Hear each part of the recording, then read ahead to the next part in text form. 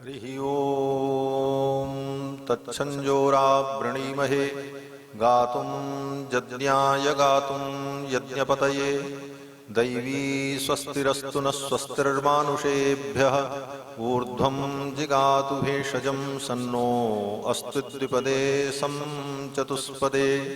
कृष्णाय वासुदेवाय हरये परमात्मने प्रणतक्लेशनाशाय गोविन्दाय नमो नमः।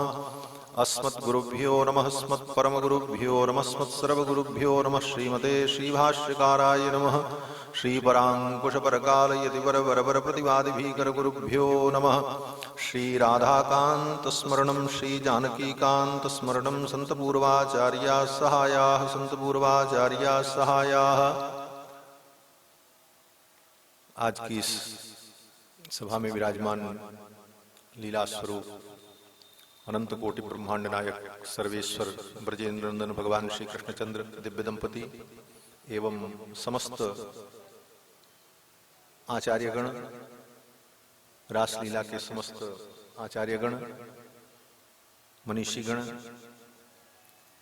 श्री वृंदावन धाम में रामलीला रासलीला परिषद के तत्वावधान में ये जो संकल्प, पवित्र संकल्प हुआ कि महीने की अमावस्या और पूर्णिमा को भगवान की लीला का अनुभव किया जाए और ठाकुर का लाड लड़ाया जाए, रस की अनुभूति की जाए। इस परमात्मा रस की अनुभूति ही तो रास है। रसो वैसह एवायम लब्ध्वानंदी भवति। श्रुति जो कहती है रस रूप परमात्मा का अनुभव जो हमें भी आनंदी बना देती है, उस रस की अनुभूति के लिए भगवान की लीलाओं का चिंतन, अनुशीलन, अनुकरण, इसकी अनादि परंपरा चली आई है। बड़े बड़े महापुरुषों ने भगवान की लीला का अनुकरण किया। श्रीमद् भागवत में भी गोपियां भगवत वियोग जन्य ताप को निवृत्त करने के लिए भगवान की लीला का अनुकरण करती हैं, और कोई गोपी भगवान की माखन चोरी लीला, गोवर्धन धरण लीला, इन लीलाओं का अनुकरण करती हैं और अनुकरण करके कृष्ण से तन्मयता प्राप्त करती हैं। आत्मविस्मृति हो जाए और भगवान में हमारे में जो भेद है वह भेद समाप्त होकर के हम भगवन्मय हो जाएं, आत्म तन्मयता प्राप्त हो जाए, यही उद्देश्य है रासलीला का। इसीलिए बड़े बड़े महापुरुषों ने भी लीला का अनुकरण किया और लीला का दर्शन किया, लीला में ही भगवान की अनुभूति की। बड़े बड़े रसिकाचार्यों ने, भक्तमाल में भी कथा है अनुकरण भक्त की, कि लीला का अनुकरण एक भक्त करते थे। रासलीला में, रामलीला में वो पात्र बनकर भगवान की लीला में आनंद की अनुभूति करते थे। एक दिन लीला में वो नरसिंह भगवान बने, और नरसिंह भगवान जब बने तो जब हिरण्यकश्यपु के वक्षस्थल विदीर्ण करने का प्रसंग आया, नखांकुरोत्पाटित हृत सरोरुहम, उस समय तन्मयता के कारण, उस लीला में तन्मय होने के कारण ऐसी दिव्यता आई कि नरसिंह भगवान का वो तेज उनके अंदर आविर्भूत हुआ और उन्होंने उसका वक्षस्थल विदीर्ण कर दिया। समस्या उत्पन्न हो गई कि इन्होंने जानबूझ करके इसको मार दिया। बात न्यायालय में पहुंचा तो न्यायालय में न्यायाधीश बुद्धिमान थे, उन्होंने कहा इस मुकदमे का फैसला ऐसे नहीं होगा, इसके लिए एक लीला और करनी पड़ेगी। बोले अब कौन सी लीला होगी? बोले वो रघुनाथ जी की लीला।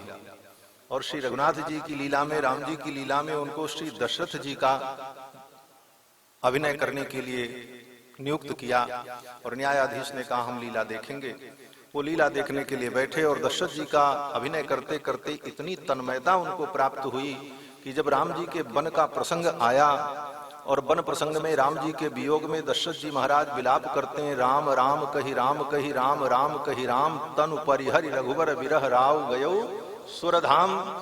इस दोहे को जब व्यास जी ने गाया और इसका अभिनय करते हुए वो गिरे और वहीं पर वो मूर्छित हो गए और उन्होंने शरीर त्याग दिया। ये तन्मयता लीला अनुकरण से उन भक्तों को प्राप्त हुई जो आज भी आदर्श है हमारे लिए। और इसी भक्ति को, अनुकरण भक्ति को अपने जीवन में उतारने के लिए, इस विधा से भगवत तत्व की अनुभूति करने के लिए लीला की एक सुष्ठ परंपरा अनादिकाल से चली आई है।